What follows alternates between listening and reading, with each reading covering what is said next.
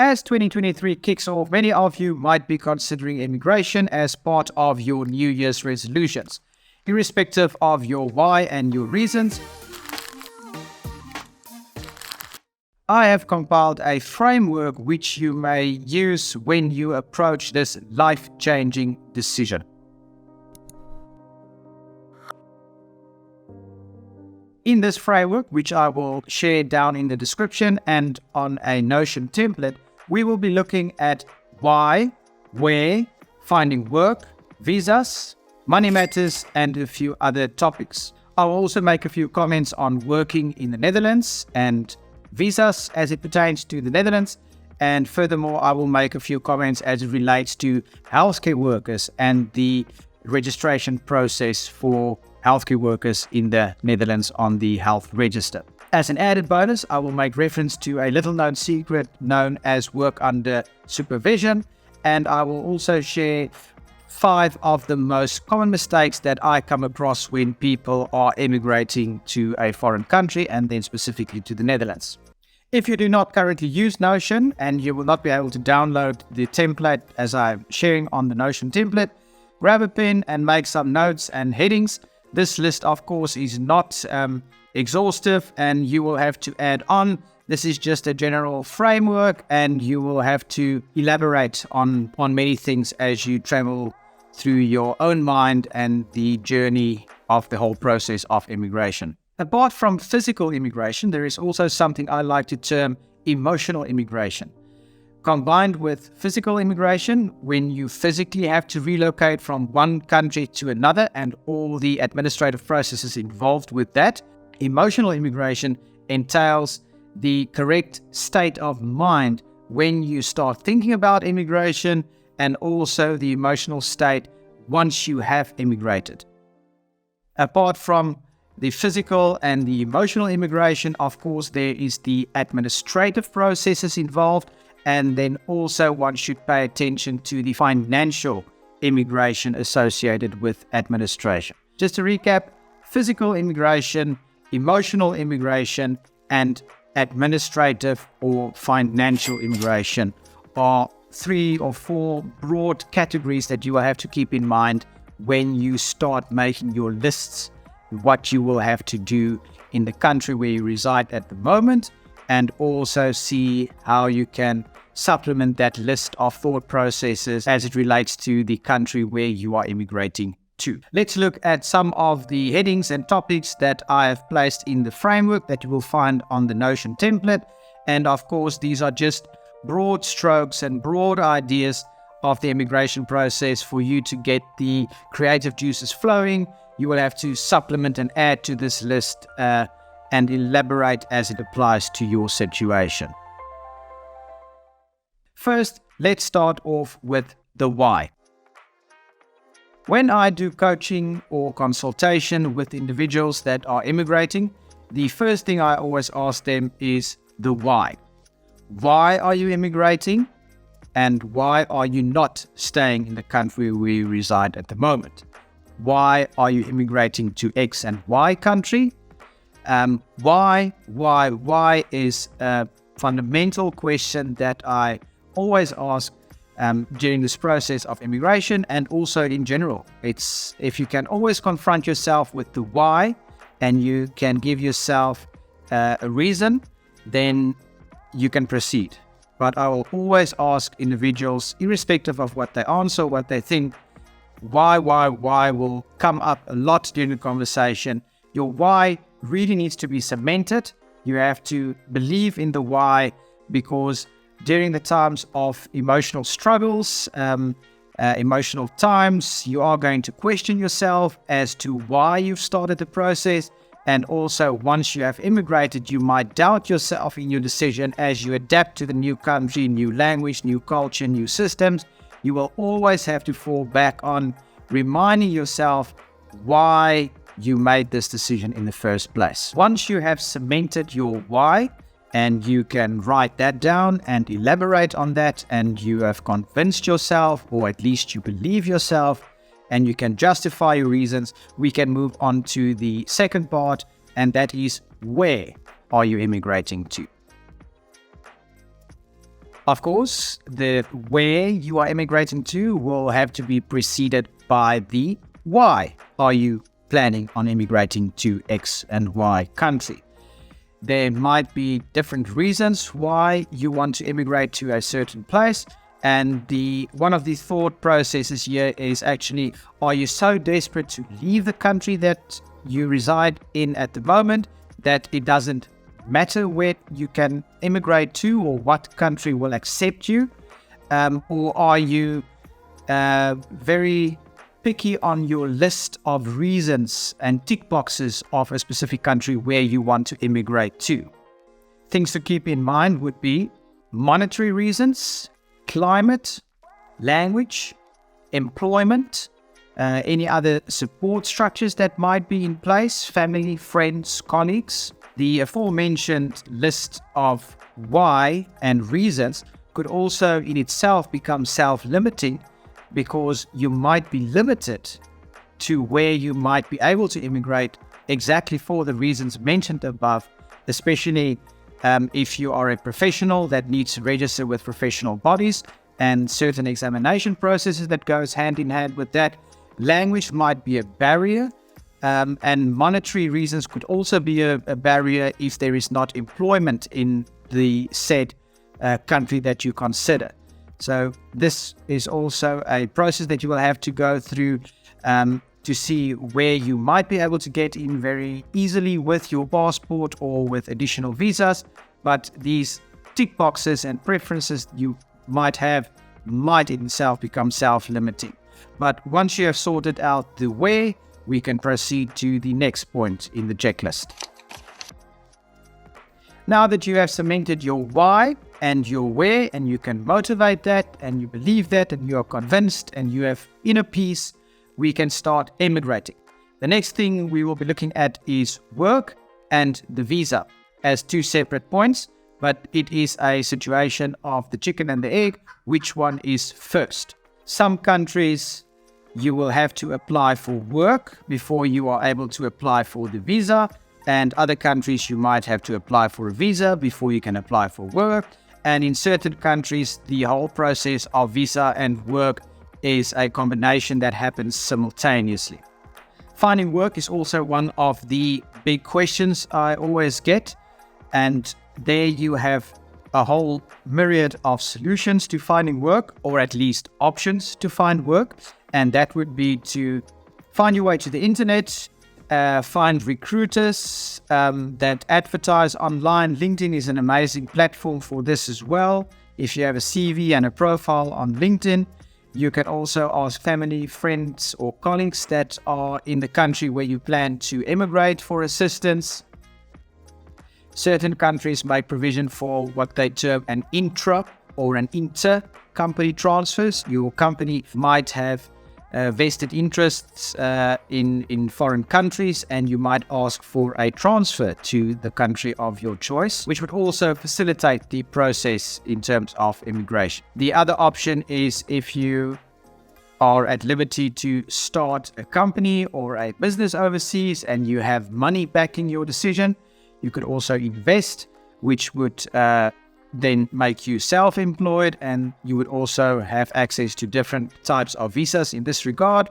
And then, of course, certain European countries have what they term a golden visa, where if you invest a certain amount of money, or if you are a partner in a business as an investor, or if you buy property, that you may also fast-track your application and obtaining a visa, and in certain circumstances, even a passport in some of these European countries. As mentioned when I spoke about work, the situation with applying for a visa overlaps, but a lot of the reasons already mentioned would apply when you have to apply for a visa. You may solicit the assistance of attorneys. Certain recruiters might be able to help with this. Your employer in the foreign country, if you find work, would be able to assist with the visa, and at certain stages, or depending on certain countries, only the employer is eligible to apply for the visa, and you cannot be involved with that process. And of course, you can go and research on the internet, ask family members, friends or colleagues how they approach the obstacle of a visa and work. My tip with the solicitation of third-party individuals or companies, attorneys, recruiters, etc. is do your homework, have a very good, solid, open, honest conversation with these individuals or companies, and have it on paper what they are able to do and provide, what they will provide, what they will be able to guarantee in terms of their services at least. The outcome could not always be guaranteed, but I have found that certain attorneys or companies or recruiters take on individuals to immigrate and assist, and then they realize, but this person is a professional and needs a whole different approach. Certain visa applications might already be in process then, and it complicates matters if you have to switch and apply for a different visa. So make sure the recruiter or an attorney or whatever third party you use is very well aware of your circumstances, who you are, and what you plan on doing in a foreign country, that there are no surprises costing a lot of money and interfering with your timeline of immigration. When thinking about visas, I always ask we can do the following mental exercise and question, and that is, what do you think is the fastest way for you to get a visa or a foreign passport or foreign citizenship? That is the question. A few answers to this question, and a creative exercise would be that you could marry a foreigner.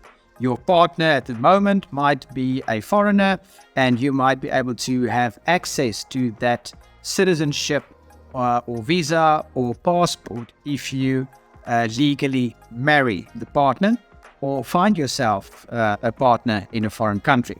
However absurd that might sound. You might be eligible for ancestral passports or family visas. Is also another avenue that you might be eligible. If you go and do your research in your family tree, you might find out that a parent or a great-grandfather or great-grandmother maybe had a visa or a passport in a foreign country, which might grant you legal leave to apply for such an ancestral visa or passport. Another way of approaching this would also be to look at where in the world do you have access with your current passport.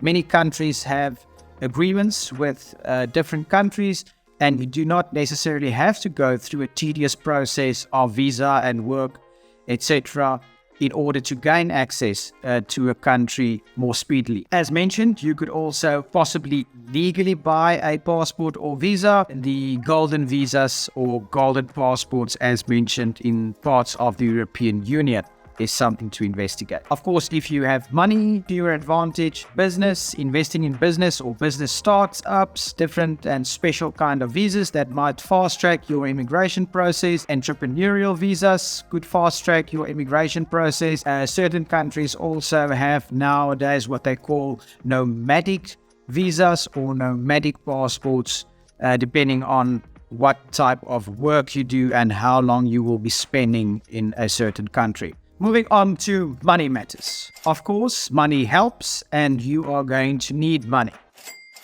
The best way is for you to compile a list as you start this process in thought and on paper, long before the immigration process has started officially, to compile a list and write down everything on there and compile a budget or a spreadsheet of sorts. You will have to keep in mind that there will be flight tickets involved, maybe more than once to visit the country or not. Visas will cost you a pretty penny sometimes. The services of recruiters or special attorneys. Also, all the administrative processes in the country where you reside at the moment would also take up a large chunk of your funds. You will have to get current passports up to date, apply for paperwork in the country where you reside. birth certificates, marriage certificates, death certificates. A whole list of administrative processes will have to be noted on your spreadsheet, and you will have to plan and budget accordingly. Also, if you plan to relocate and move your furniture, pets take up a lot of money, and also deposits for the country where you move to have a backup fund in order to put down deposits on new accommodation, Airbnbs, or short-term accommodation. All of these foreseen and unforeseen expenses should be noted down in your spreadsheet. Plan, borrow, beg, steal, but have your money affairs in order long before you approach the immigration, or at least have a plan in place as time goes by during the immigration process. Another topic for you to consider and fill in as your process develops is patience. The question is, how do you eat an elephant? One small bite at a time. Administration stands central to the immigration process. Immigration is administration, and you just have to get started. None of your own personal timelines will come to fruition.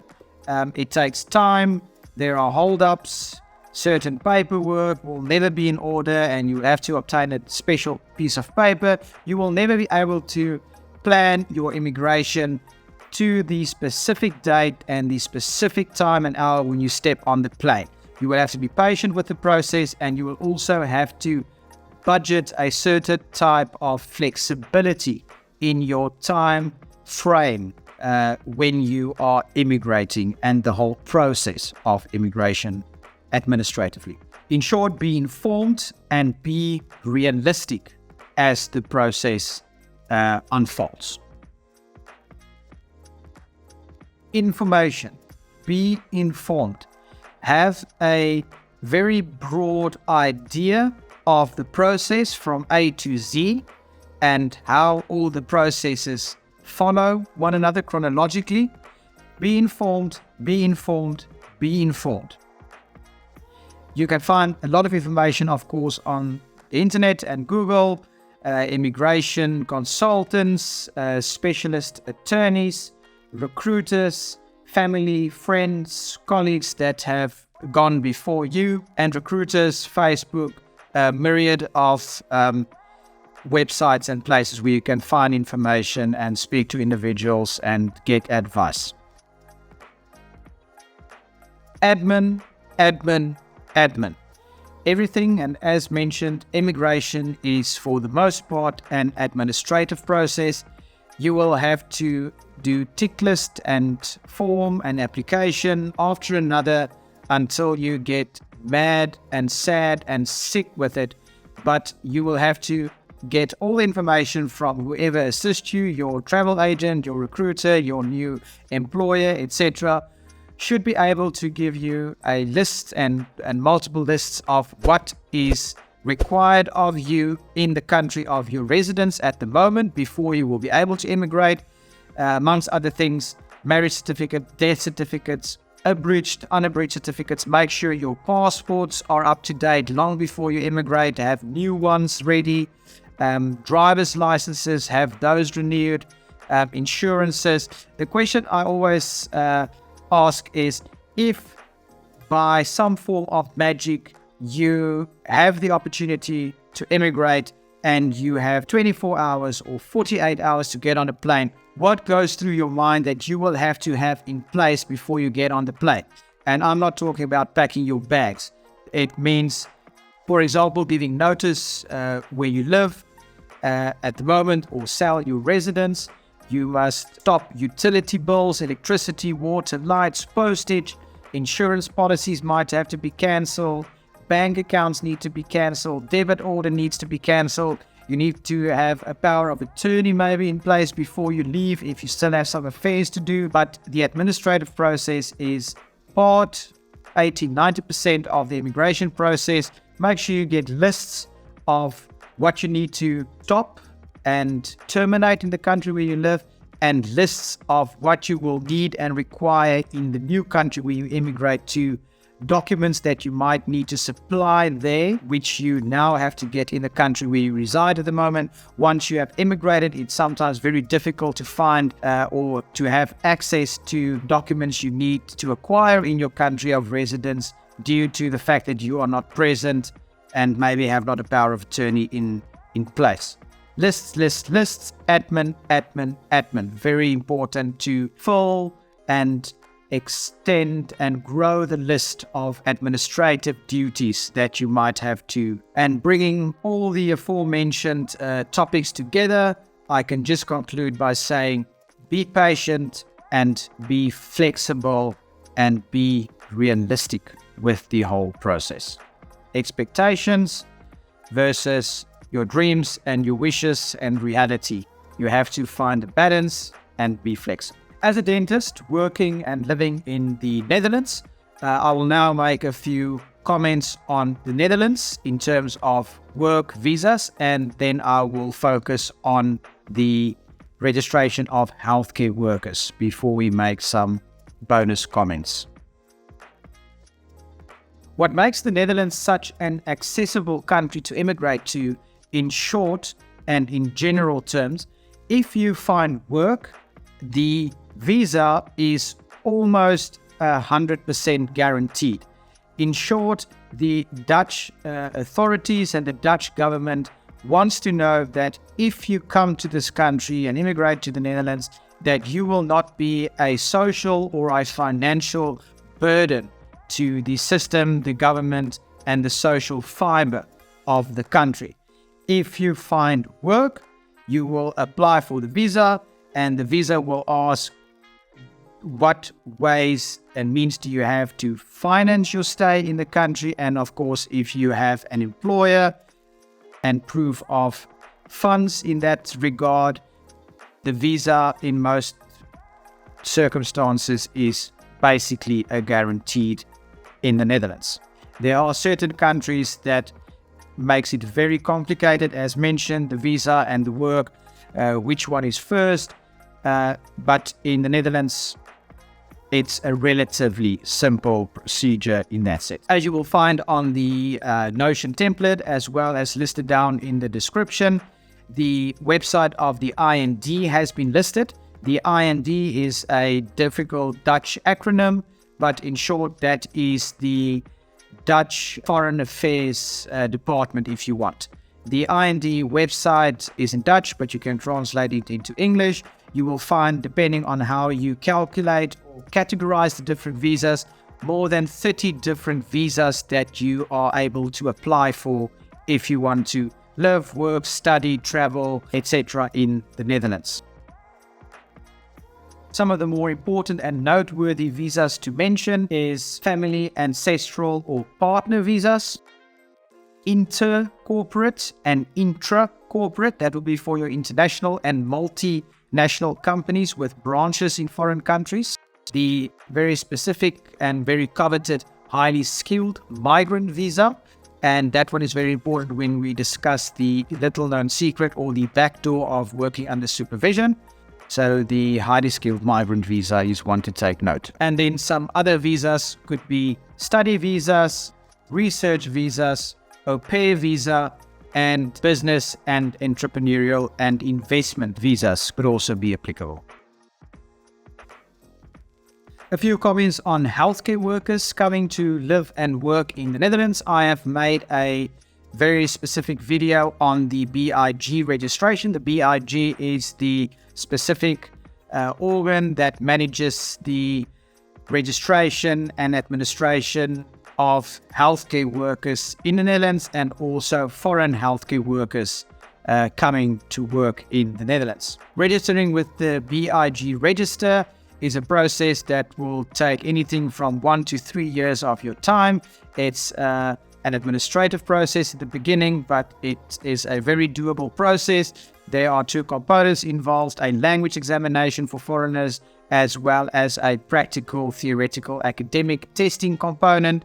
But do watch the video and sign up on my website for the document that I've compiled that also explains this procedure.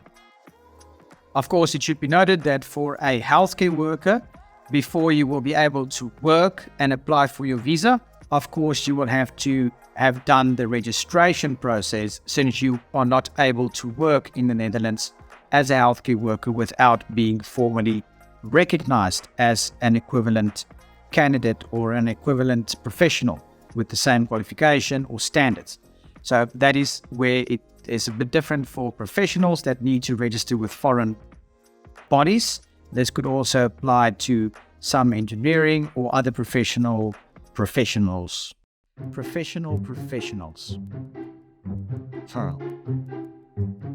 Moving along. So once you have registered, if you're a healthcare worker, you have gone through the process of recognition of your degree and qualification, you will then find work and you will then get the visa, and then you will be able to emigrate. Of course, the little back door and the little known secret is if you work under supervision. As mentioned, a healthcare worker will only be able to apply and find work once they have registered and are acknowledged on their qualification and their degrees and their competency. Then you will be able to apply for work and your visa. The little known secret and the little backdoor that exists is if you work under supervision. Specific or certain organizations or individuals could apply for special status as a special sponsor, which means that they are able to apply for your highly skilled migrant visa on your behalf, but they are also able to allow you to work under what is termed working under supervision.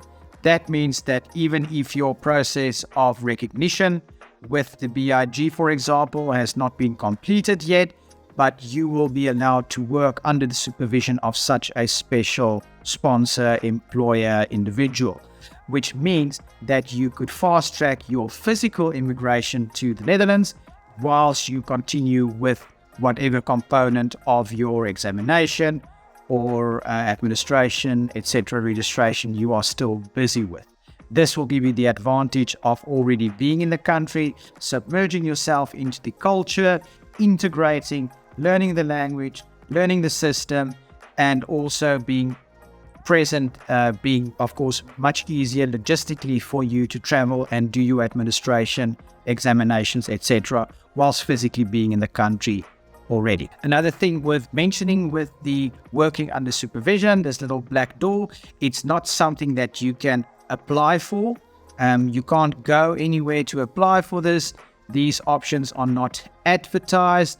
It is within the means and the legal framework of these special sponsors to grant you this little pink slip card, if you want, for you to be able to travel to and emigrate much sooner, but you can't go and find or solicit this specific working under supervision visa, if you want to call it that. It is something that is offered.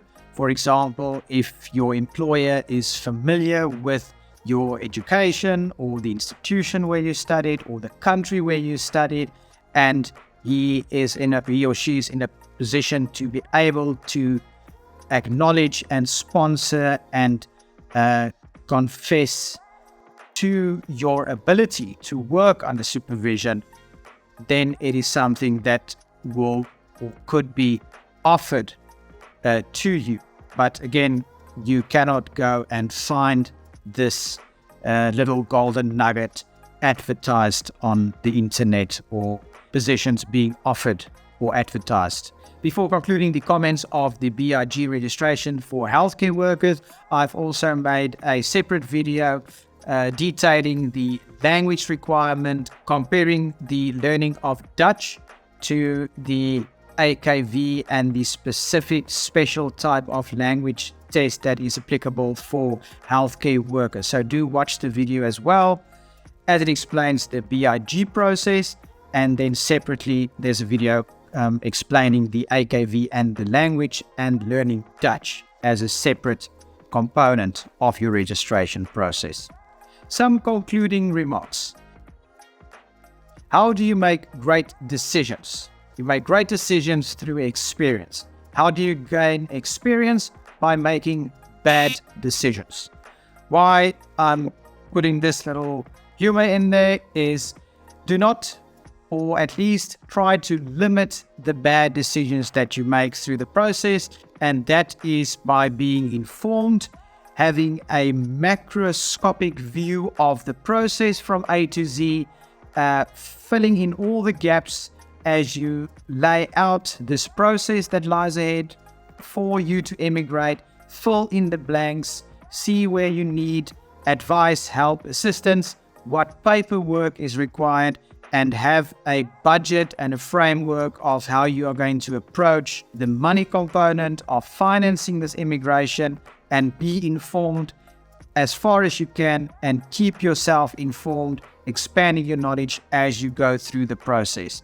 Be informed, be administratively up to date with the process as far as you can have it within your means and your ability and your control. Watch the other videos, B.I.G registration, AKV, language examination, and do sign up on my website for the document and my newsletter.